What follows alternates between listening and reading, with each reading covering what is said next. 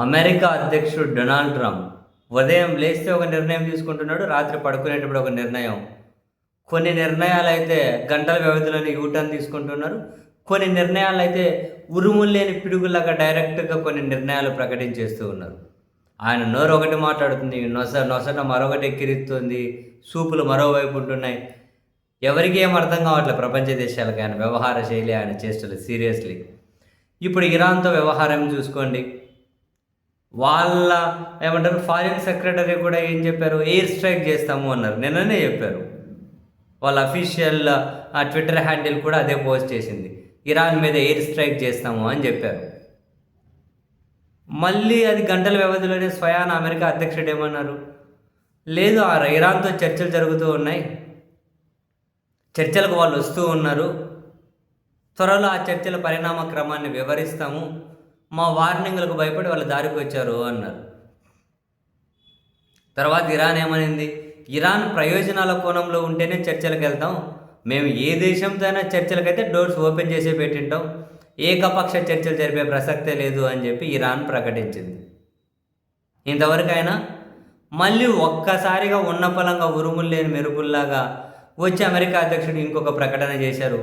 వచ్చి ఆ ప్రకటన భారత్ కూడా మూల్యం చెల్లించుకోవాల్సి వస్తుంది. ఇప్పుడు ఆయన చేసిన ప్రకటన ఏంటి, ఇరాన్ ఇప్పుడు చర్చలకు కూడా రావట్లేదు, రావాలి అంటే ఇరాన్ ప్రయోజనాల కోణంలో అమెరికా చెప్పినట్లల్లా మేము వినమంటున్నారు కదా, ఆ మాట అన్నారు కదా. ఒకవేళ అమెరికా దాడి చేసింది అంటే మేము కూడా ప్రతిదాడి చేస్తాం, ఇజ్రాయెల్ అండ్ అమెరికాను టార్గెట్ చేసుకుని వాళ్ళ ఎయిర్ బేస్లుగానే కూల్ చేస్తామంటున్నారు కదా. అందుకని ఇప్పుడు ఏం చేయాలి, ఒక అమెరికాతోనే కాకుండా ఇరాన్తో వ్యాపారం చేసే వ్యాపార భాగస్వాముల మీద కూడా ప్రెజర్ పెట్టాలి. ప్రెజర్ పెట్టాలంటే ఏం చేయాలి, అదిగో ఇప్పుడు ప్రకటించాడు. ఇరాన్తో ఎవరైతే వ్యాపారం వాణిజ్యం చేస్తూ ఉన్నారో వాళ్ళందరి మీద 25% సుంకాలు విధించేసుకుంటూ నిర్ణయం తీసుకున్నారు. ఉరుములు లేని పిడుగు.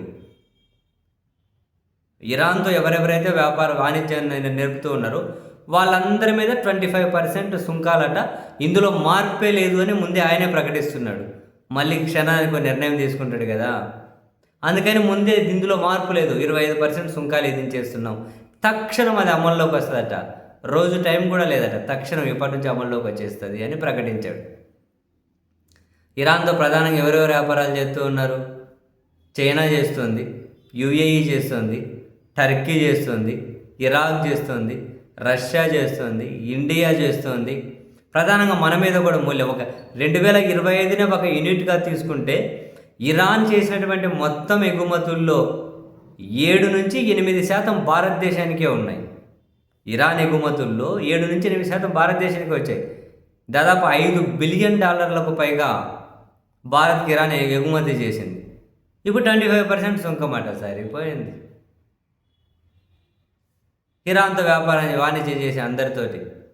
వాస్తవానికి ఇప్పటికే ఇరాన్లో మనకి ఎట్లయితే రిజర్వ్ బ్యాంక్ ఉంటుంది, అక్కడ సెంట్రల్ బ్యాంక్ ఉంటుంది. ఇరాన్లో సెంట్రల్ బ్యాంక్ మీద ఆంక్షలు ఉన్నాయి. అంతర్జాతీయ ట్రాన్సాక్షన్ చేయకుండా ఆంక్షలు విధించారు.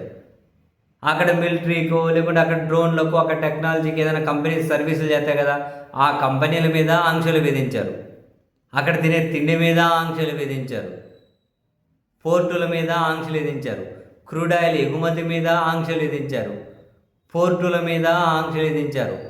ప్రతి దాని మీద ఆంక్షలే ఉన్నాయి. ఇప్పుడు చివరికి వాళ్ళతో వ్యాపారం చేసే వాళ్ళ మీద కూడా 25% సుంకాలట.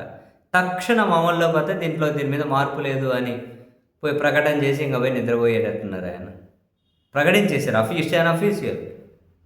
ఇప్పుడు భారత్ కూడా మూల్యం చెల్లించుకోవాలా. ఇప్పుడు ఇంకా వీళ్ళతో వాణిజ్యం చేసే దేశాలన్నీ మళ్ళీ ఇరాన్కి చెప్పాలా, నువ్వు ఎట్లా వాళ్ళ అమెరికా వాళ్ళు ఏది చెబితే అది ఒప్పుకో, లేకపోతే అదిగో మేము నీతో వాణిజ్యం చేయలేము, మాకు ఇబ్బంది అవుతుందని వీళ్ళు చెప్పాలా ఇప్పుడు ఇరాన్కు. ఏం దుర్మార్గం రా బాబు వీళ్ళది.